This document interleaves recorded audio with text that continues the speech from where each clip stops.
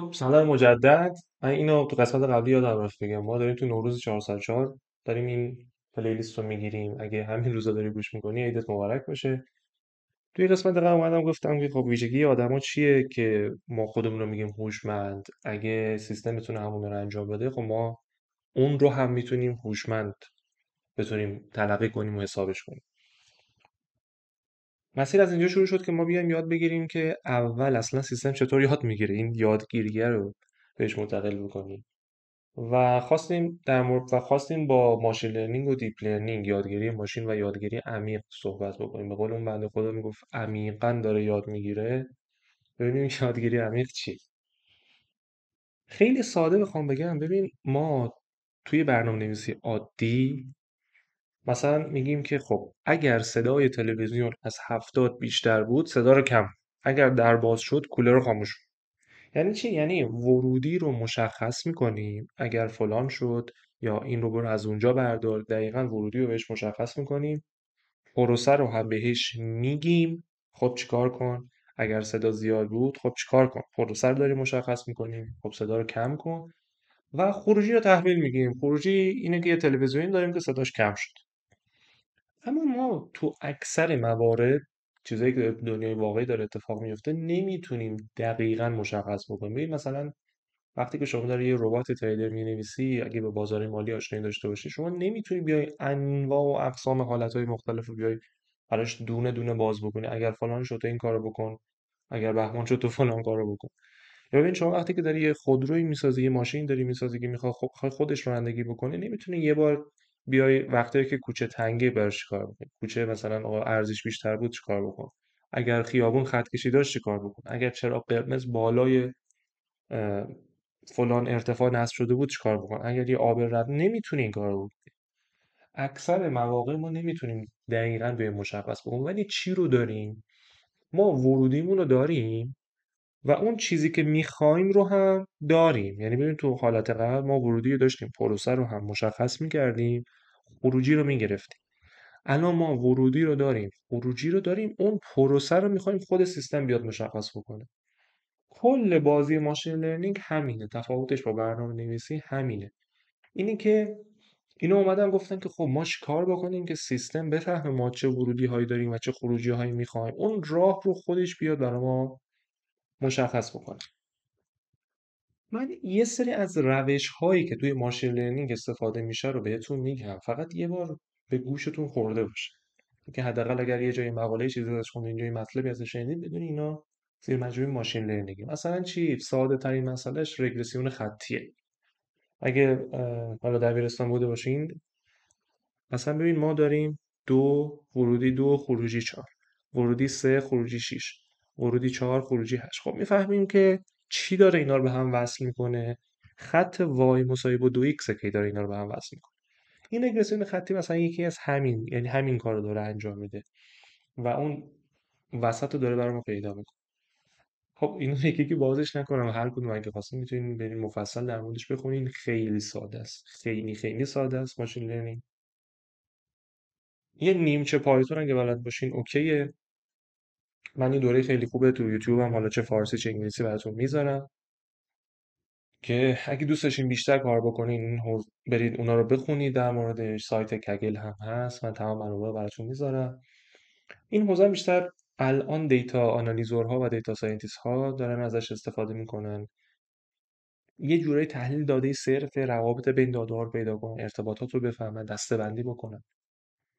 خب روش های معروفش رو بخوایم بگیم، ببین رگرسیون خطیه، رگرسیون لوجستیکه که مثلا میان ایمیل ها رو باش تشخیص میدن که اسپم هست یا نه. یه درخت تصمیم گیریه که همون نمودارهای درختی خودمونه که بر اساس یه سری فاکتورها مثلا میفهمن که الان یه شخصی واجد شرایط گرفتن وام هست یا نه.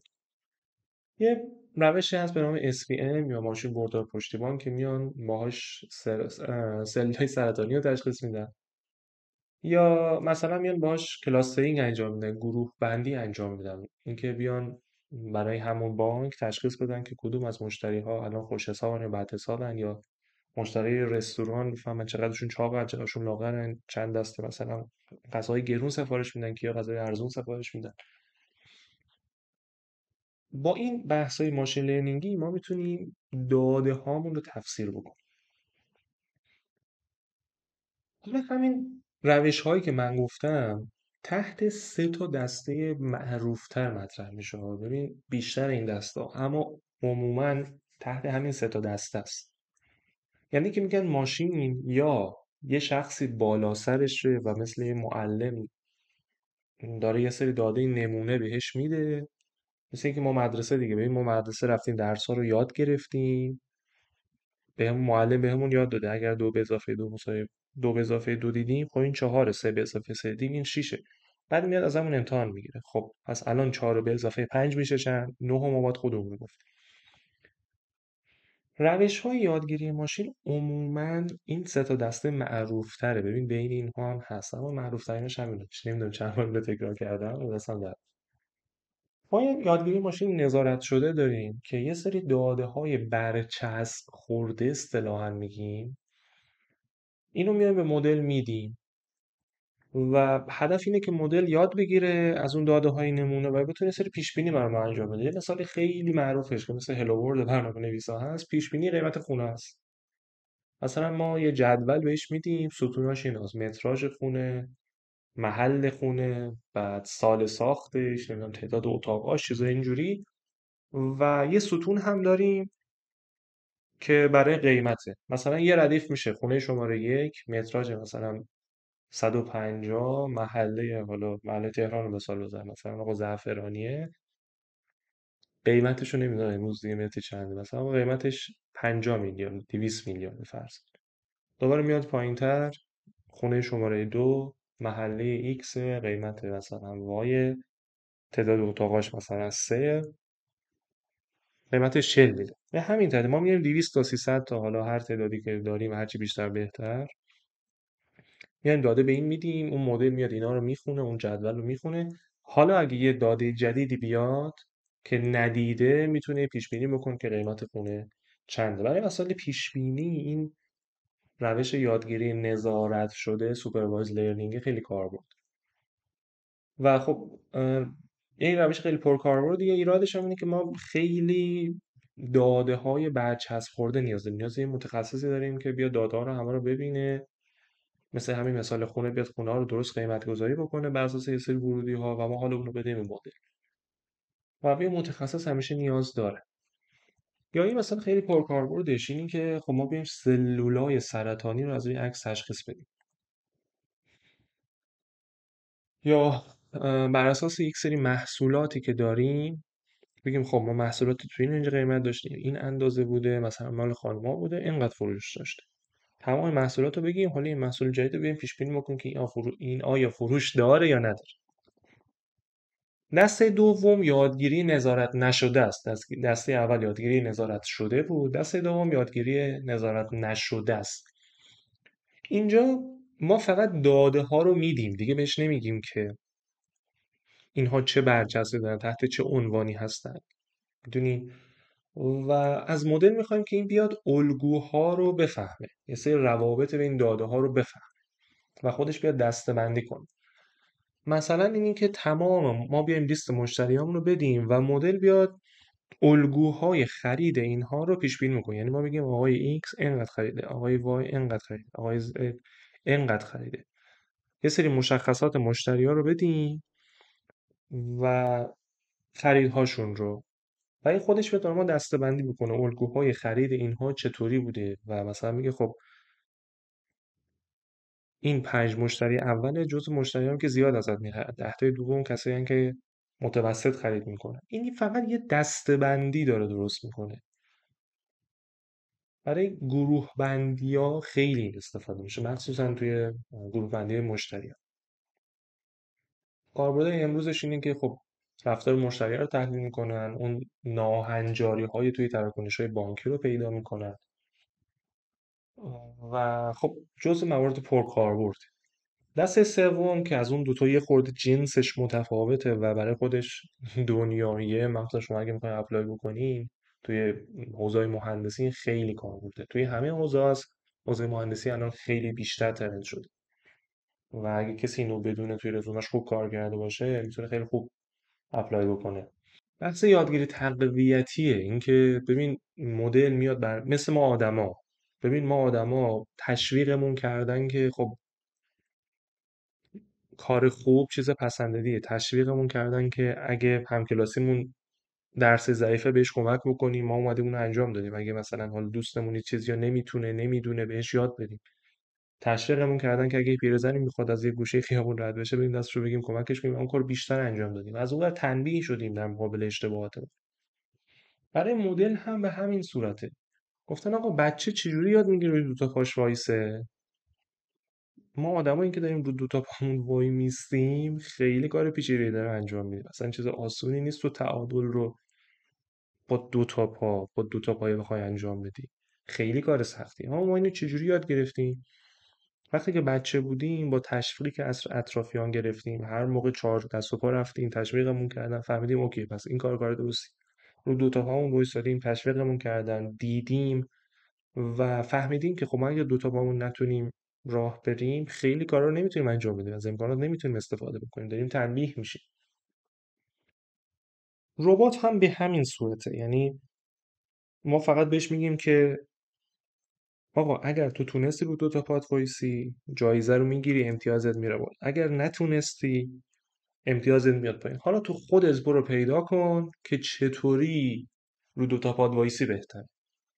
من این پلیلیست هم تو یوتیوب براتون میذارم. مثل انیمیشن خیلی خوبی اومده درست کرده که این ربات‌ها چجوری رو تعداد تکرارها، مثلا میگه آقا بعد از 2000 دفعه این یاد میگیره که حالا پای راستش رو زودتر از پای چپش باید تکون بده اگر میخواد راه بره. بعد از اینکه پای راست رو رفت حالا پای چپ رو باید بیاره. خیلی جالبه. یعنی که بازی‌های کامپیوتری همشون همینن. این کسی نمیاد برای اینو توضیح بده که اگر این شد تو فلان کار رو بکن، یا بخواد بهش داده توضیح بده تا این یاد بگیره. نه، صرفا بهش گفتن که آقا اگر تو این قارچ رو بخوری زورت زیاد میشه، اگر بیفته تو این چاه باختی. این دیگه خودش انقدر بازی میکنه تا دیگه انواع اقسام حالتها رو میبینه و دیگه یاد میگیره که چه کارهایی باید انجام بده و چه کاری نباید انجام.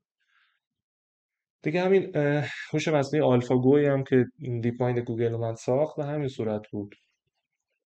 اینقدر با خودش بازی کرد تا این بازی رو خیلی خوب یاد گرفت. ماشین لرنینگ همینا میتونی حالا درسته ولی تخصصی بخوای بهش نگاه کنی شاید خنده‌دار باشه حرف من، اما از لحاظ دسته‌بندی بخوای بهش نگاه کنی همین سه تا دسته است: یادگیری تقویت شده، یادگیری نظارت شده و یادگیری نظارت نشده. و بعضی از اون روش‌های خیلی معروفش هم که درخت تصمیم، ماشین بردار پشتیبانه، یا رگرسیون لوجستیک و رگرسیون خطی. اینا خیلی معروفه. اما یه لول میخوایم بیایم بالاتر. اینکه آیا ما تمام مسائل رو میتونیم با بحث‌های ماشین لرنینگی صرف یه سری مسائل ریاضیاتی بیشتر حسابان طوری ریاضی نیست، حالا کلکیولوسه که بخوایم تخصصی بهش نگاه کنیم، آیا میتونیم ما تمام اینها رو با مسائل ماشین لرنینگی هندل بکنیم؟ جواب خیره. خب ما بیشتر مسائلی که الان داریم، ببین شما اگه تا الان صرفا میخوای کار داده بکنی، از اینجا به بعد شاید یه خورده کمتر دیگه به کارت بیاد. و ما از الان که دیگه میخوایم وارد دیپ لرنینگ بشیم بیشتر وارد بازی هوش مصنوعی میشیم، چون شبکه عصبی ها بنیاد تمام این مدل های هوش مصنوعی که ما الان داریم می‌بینیم. و دیتا ساینتیست ها، دیتا آنالیزورها تو همین بحث ماشین لرنینگ دیگه اینجا دیگه کمتر با ما همراهی میکنن. اما اگه بخوایم وارد بحث یادگیری عمیق بشیم، این هم دوباره یکی از شاخه های AI که میاد یه سری مثل نورونای مغز، مثل مغز ما آدم یه سری نورون درست میکنه، اینا رو به هم دیگه وصل میکنه. این نورونا با همدیگه یه سری اطلاعات رو رد و بدل میکنن و اون پشت ما یه سری خروجی رو میبینیم. خیلی ساده که بخوایم نهش نگاه بکنیم بازیش همین. و خوبیش اینه که خودش میفهمه که چیا دارن ورودی رو چیا دارن توی کیفیت خروجی تأثیر میذارن. خودش میاد اون ویژگی ها رو پیدا میکنه. این اصلی ترین امتیازیه که داره. روش های معروفش چی هن؟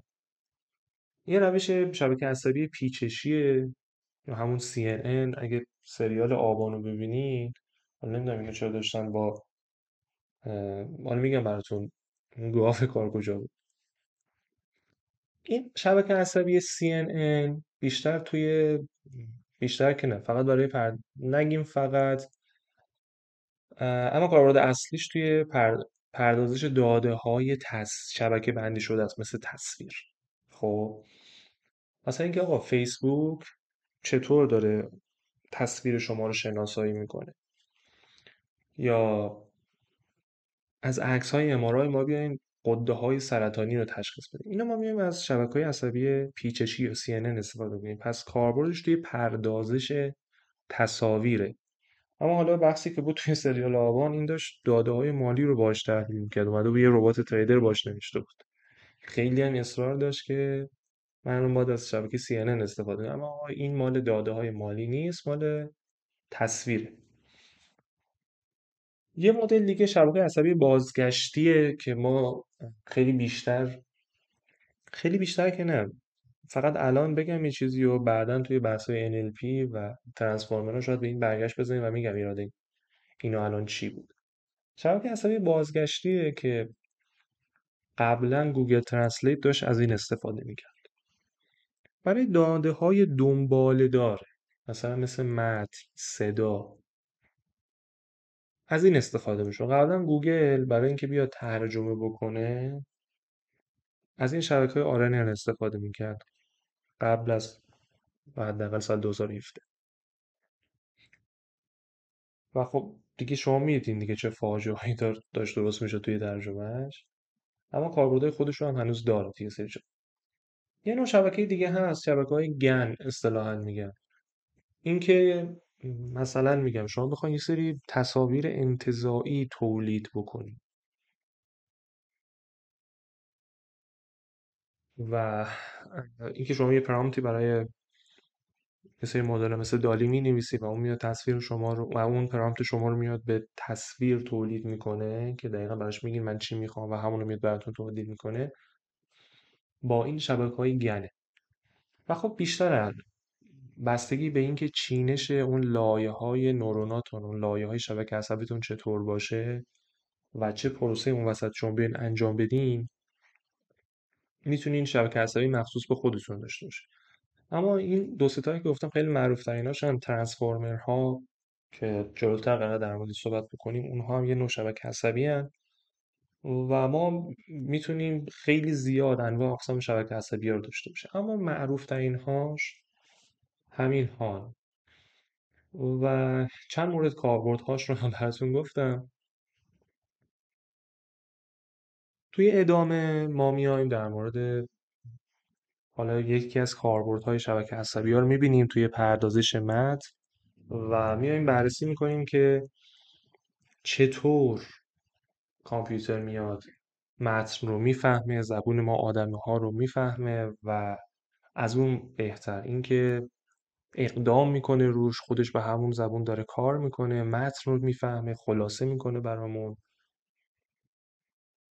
احساسات متن رو میفهمه و کلی کاری که انجام میده. اینو تو قسمت بعد میایم در موردش کامل صحبت میکنیم. میخوام در مورد NLP بیایم حرف بزنیم. تو این قسمت صرفا اومدیم بررسی کردیم که ما همیشه نباید دقیق به کامپیوتر بگیم چیکار بکنه. خیلی وقتا ورودی رو به کامپیوتر میدیم، خروجی رو هم میدیم و اونی که به ما میگه خب ما الان باید چیکار بکنیم و پروسه چه شکلی باشه.